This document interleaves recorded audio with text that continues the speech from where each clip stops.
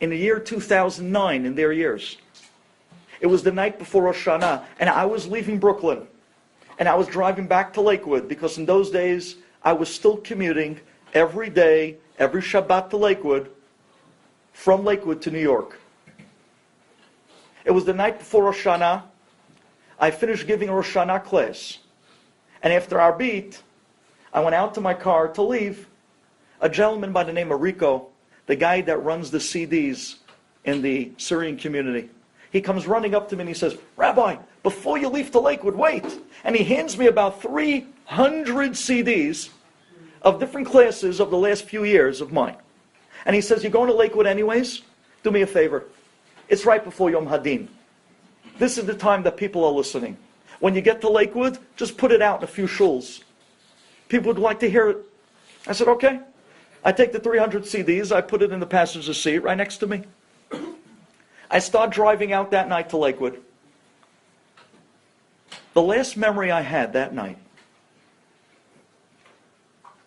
was a police officer's face as he stuck his head into the driver's side window of my car and looked at me straight in the eye. And he said to me, "Are you alive?" And I said, "Yeah. Why not?"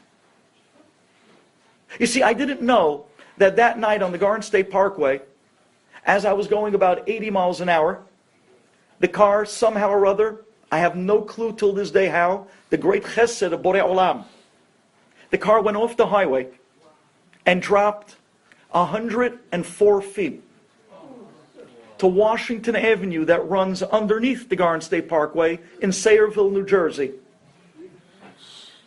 The car hit concrete and kept going. Toyota Camry, huh?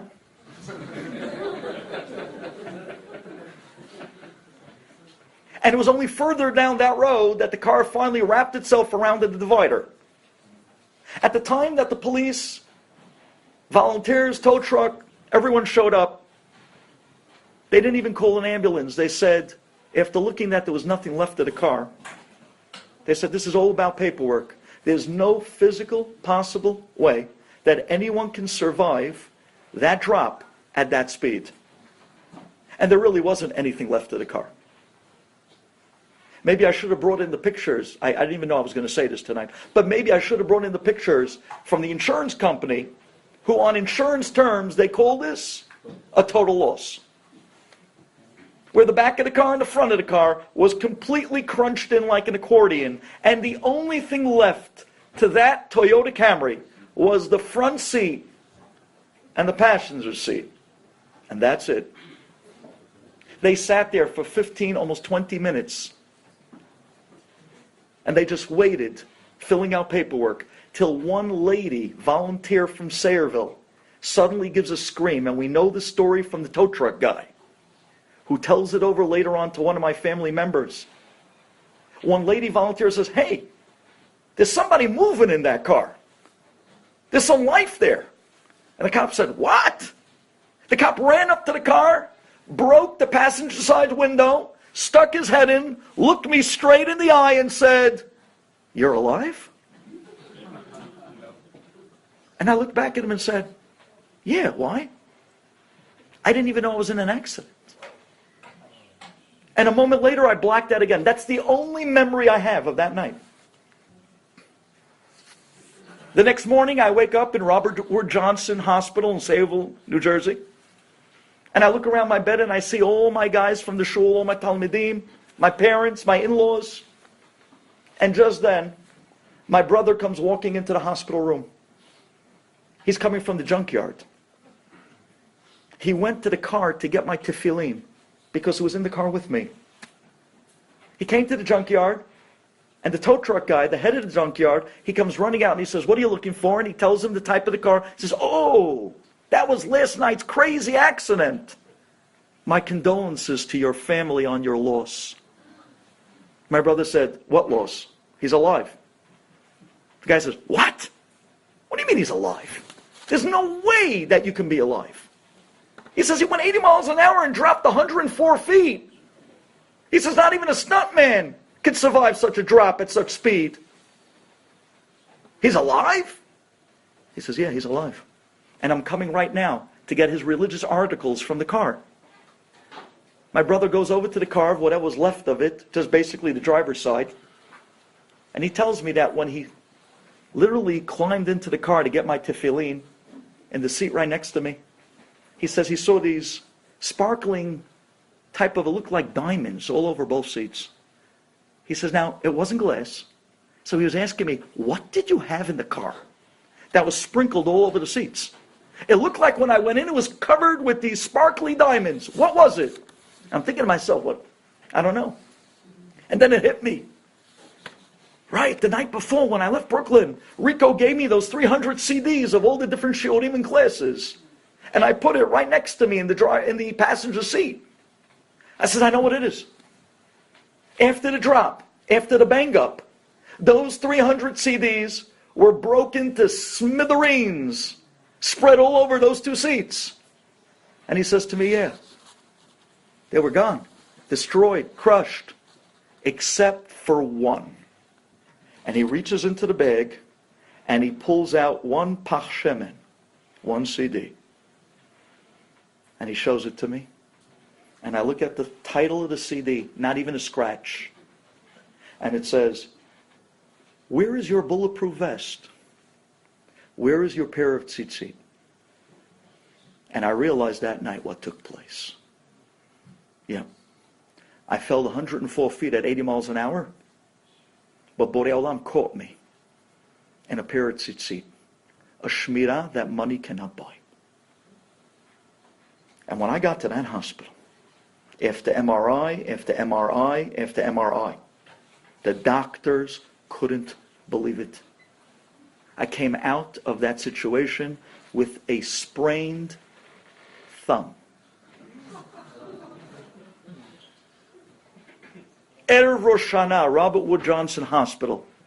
And gentlemen, I came here tonight to tell you, Kol atzmotai tomarna Hashem mi chamocha.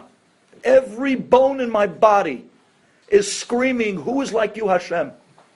Because there's no explanation other than a pair of tzitzit and Borei Olam that those bones were still intact. Can I please just share this with you? You want to hear something incredible? I didn't come here to tell you this tonight. All of this was just because I mentioned the Sudat Todah. I want to tell you I have a Sudat Todah coming up in 2 nights. You're in Brooklyn, Tfadalu, 2219 East 7th. I mean it. We open the house to everybody to come and be mitorer biyachad the night before Rosh Hashanah on this incredible Sudat Todah. In the hospital, there was a lady in the next bed, and there was a curtain between us. She was an Indian lady, there with her husband. And I remember that the doctor comes walking in, and the doctor walks up to her bed and he says to her, ma'am, don't worry. Although the first operation didn't succeed, but the next operation is going to work. And I'm convinced that you still have a 50% chance of walking again. But don't worry, this time we're going to do it right. This operation, well, after a metal plate and 2 bolts and 2 screws that we're going to put into your leg, it's going to hold up your knee. You'll be able to walk on it again, most probably. I would say 50% chance. It's worth taking the operation. And the Indian lady starts crying, and her husband gets emotional. And then the doctor walks out, cool as a cucumber. And I turned to the husband of this Indian lady and I said, wow, Hazita, the poor woman, she might not ever walk again. I said, what happened to your wife? Well, she must have been in a terrible accident like me, right? He says, well, not exactly. I said, what do you mean not exactly? She's on her 2nd operation. She might not walk. They're putting in a metal plate with bolts and screws. For heaven's sake, what happened? So I'll tell you what happened. A few days ago, one morning, my wife got out of bed in a bad way, and she fell right off the mattress. And she landed on her knee on the floor. She shattered her knee and her leg. I said, really? That's the fall she had? What, 1.5 feet off the ground? She shattered her knee, she shattered her leg, and then I said, wow, Borei Olam. Kol atzmotai tomarna mi chamocha. This lady fell out of bed 1.5 feet off the ground. She's on a second operation with bolts and screws and metal plates and ulai, maybe she'll walk. I said, Borei Olam, 80 miles an hour. You set me off a 104-foot drop. Baruch Hashem. You've just experienced another Torah class brought to you by TorahAnytime.com.